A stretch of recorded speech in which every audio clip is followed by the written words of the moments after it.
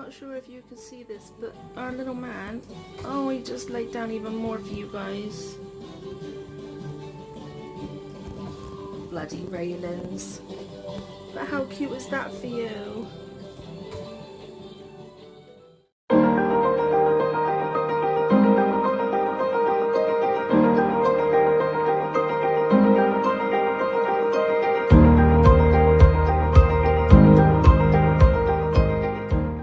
Good morning.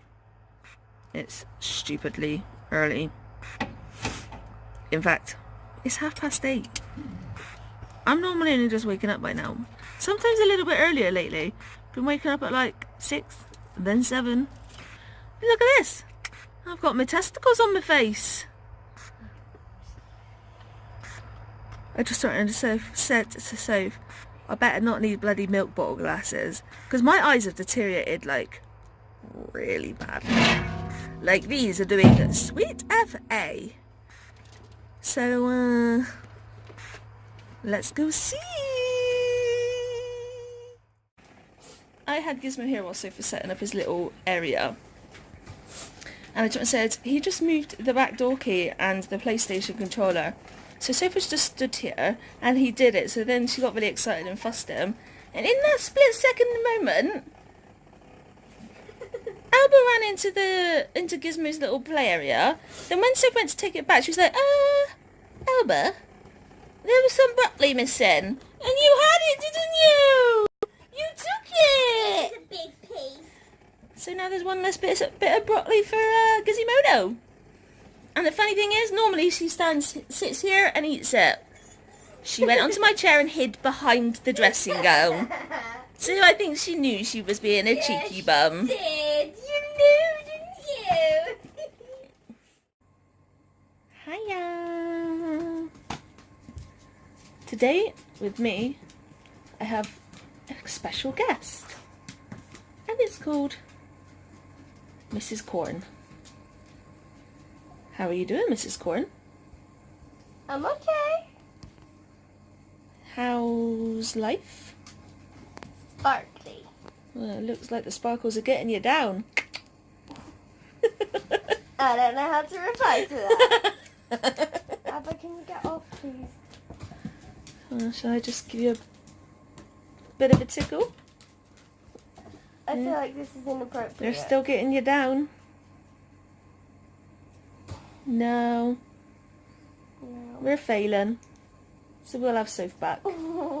So, today, we had a very, very early start.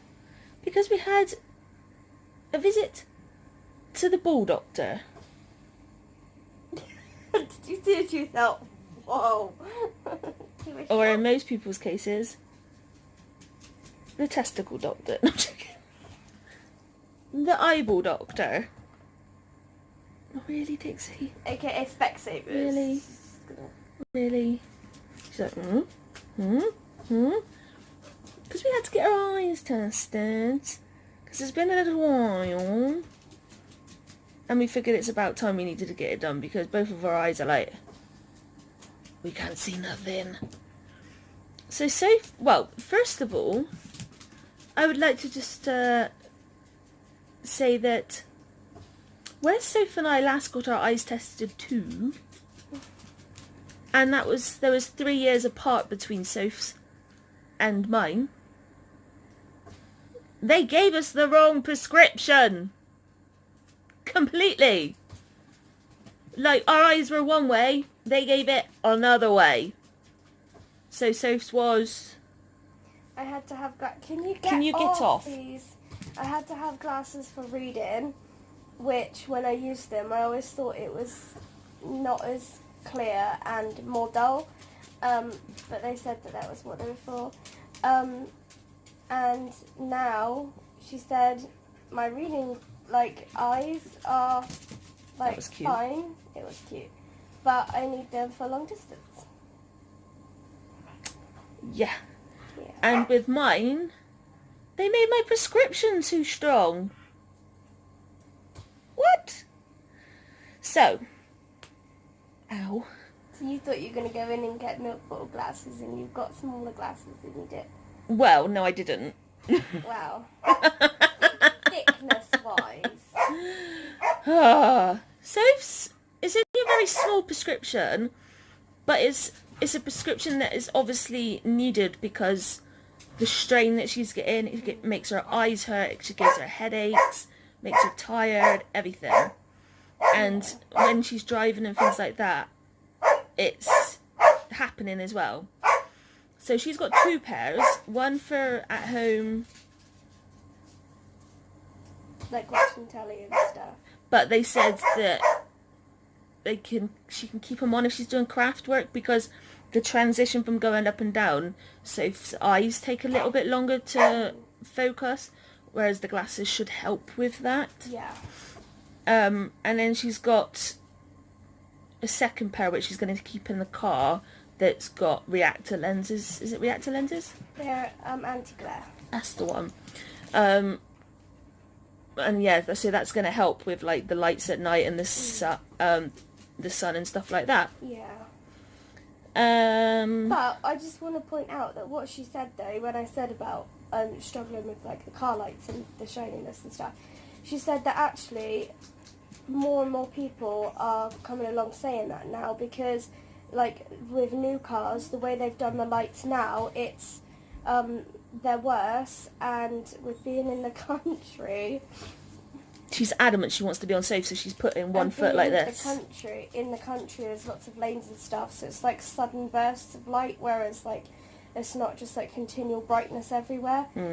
So she said that a lot of people are finding that now, so that's quite comforting knowing that it's not the way that you're programmed as such. No, it's just it's getting worse, and it's gonna keep getting worse basically. Yeah, because lights are getting brighter and more whiter, so it gives more of a clearer view.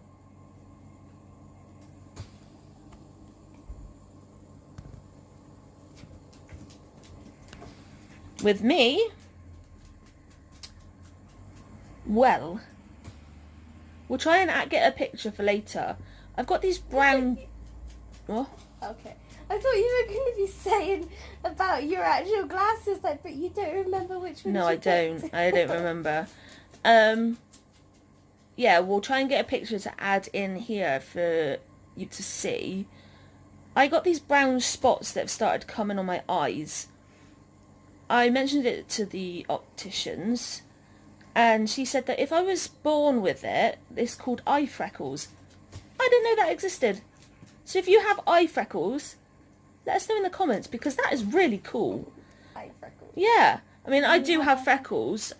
You can't really see them right now. But I do have them. And they're all on my shoulders and things like that. So yeah, because they started to come in like a couple of years ago, and now I've got even more, I've got to be referred to the hospital just to be checked over. We both had pictures of our eyes taken, and they were really cool. And I was just about to say, can I have a picture of my eyes? And somebody came in and started talking. So, sorry, but you missed out on that one. My cataracts are...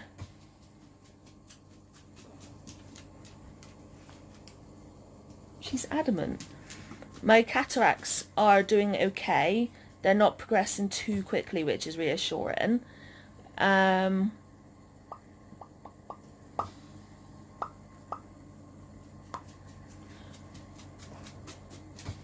You know the other day when we said that Albert keeps doing this in our faces? You just witnessed it.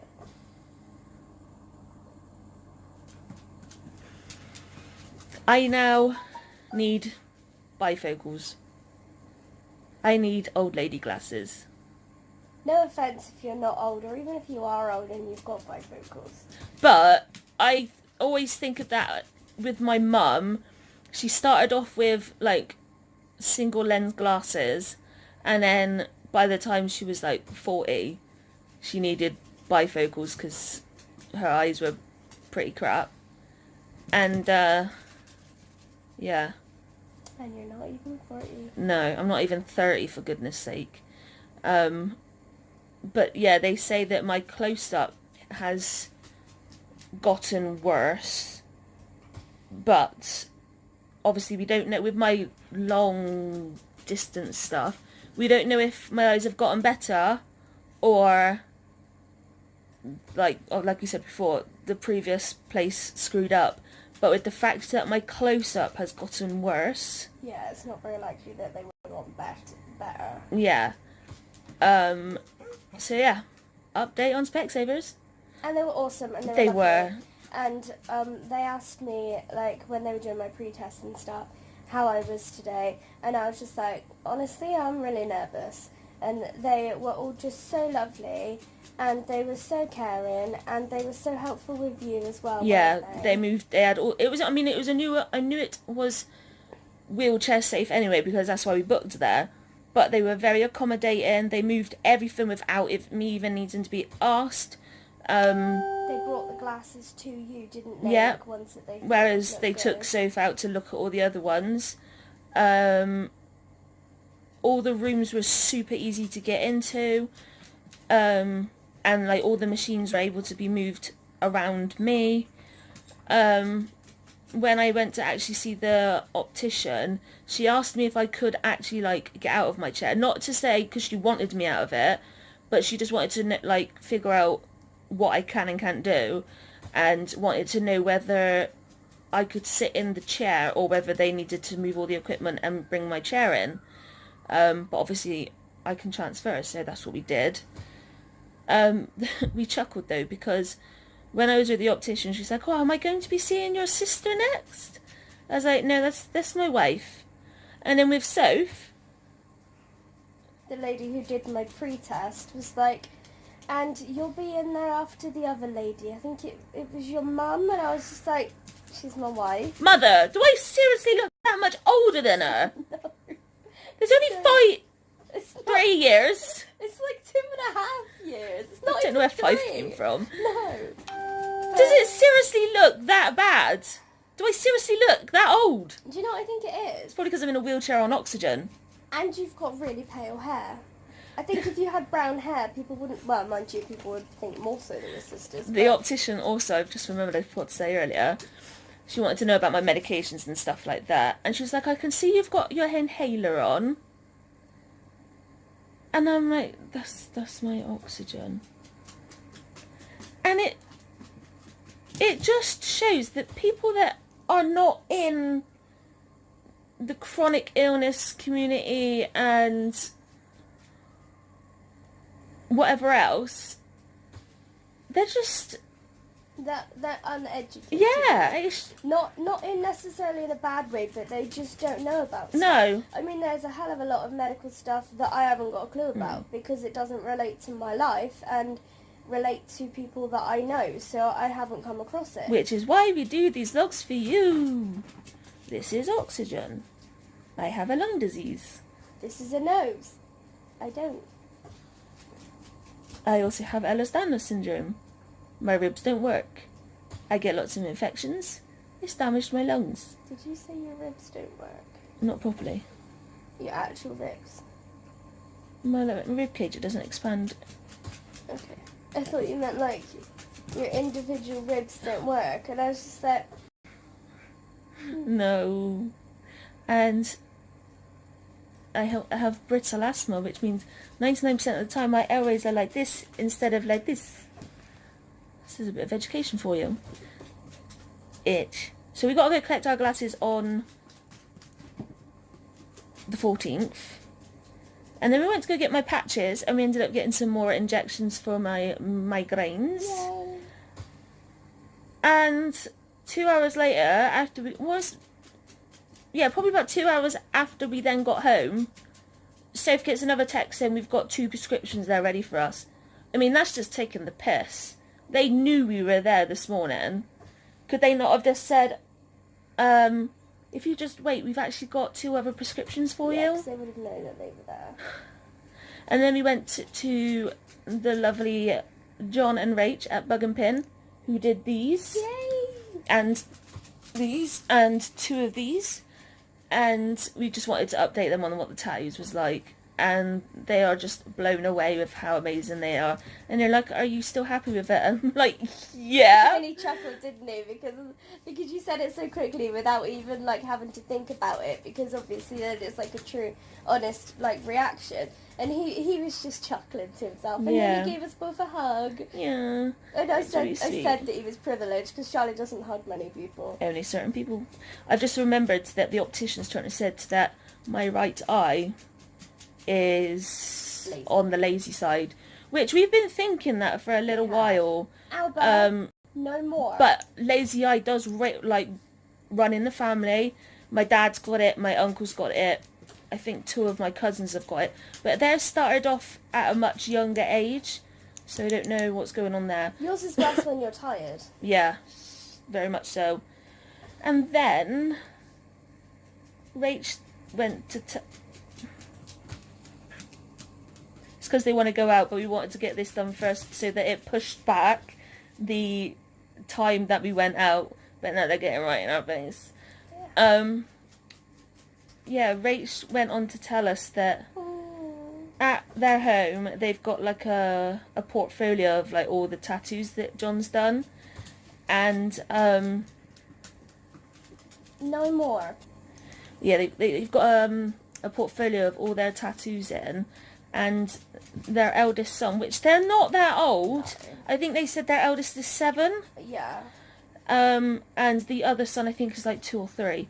But he saw our tattoos, wanted to know what it meant because he really liked it. So Rach told the story because obviously we told them the story, and he got like really sad. He cried, didn't he? And then he went upstairs.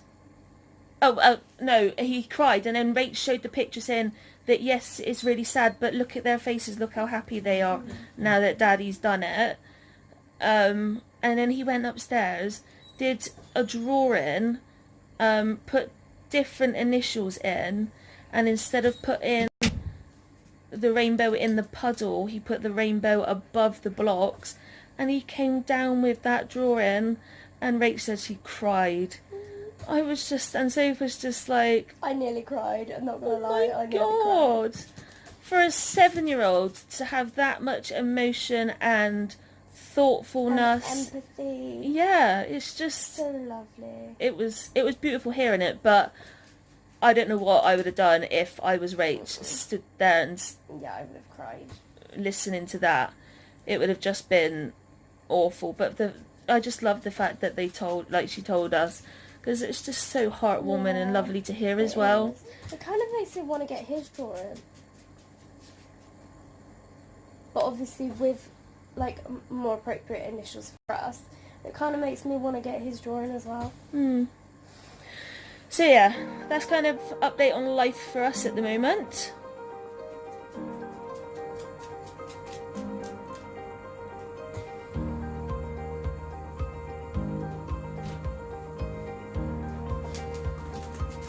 Like stare again. Yes, we're probably going to leave that here for today's vlog because we've got nothing else special going on today.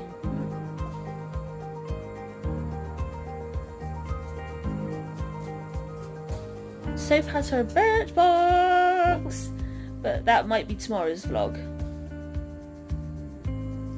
because this one's already like 17 minutes long. But I get it. Yeah. So we're gonna go take the girls out, and thanks for coming on our day with us, guys. We'll see you tomorrow. Is it good night? Goodbye, everyone. Bye, everyone. Tuesday, March 7th. Hope for the dry times.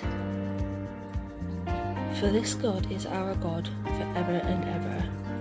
He will be our guide, even unto death.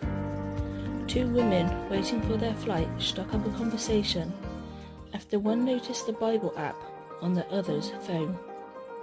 It turned out they were both believers. Feeling burdened, one began to share her heart with the just met sister. My times with God just felt so dry right now. They used to be so rich and deep, but now I'm struggling to even read the Bible. The other woman nodded. I've been there before. It can be so hard to keep going.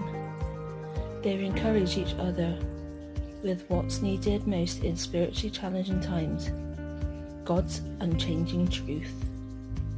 Today's psalm is full of truth about God's character. Our righteous Lord is full of loving kindness, His name endlessly worthy of praise. He chooses to be our guide, walking close to us, even unto death. No matter how distant we feel, He will not abandon us. Even when we are disobedient, He will restore us as a loving parent. It can be so discouraging when your spiritual walk feels desert dry. But take courage, daughter of God. Press on, and even if you can only manage a whisper, declare, He is my God forever and ever. He will guide me through this season and the rest, until I meet Him face to face. Father, help me trust Your truth and encourage others to do the same.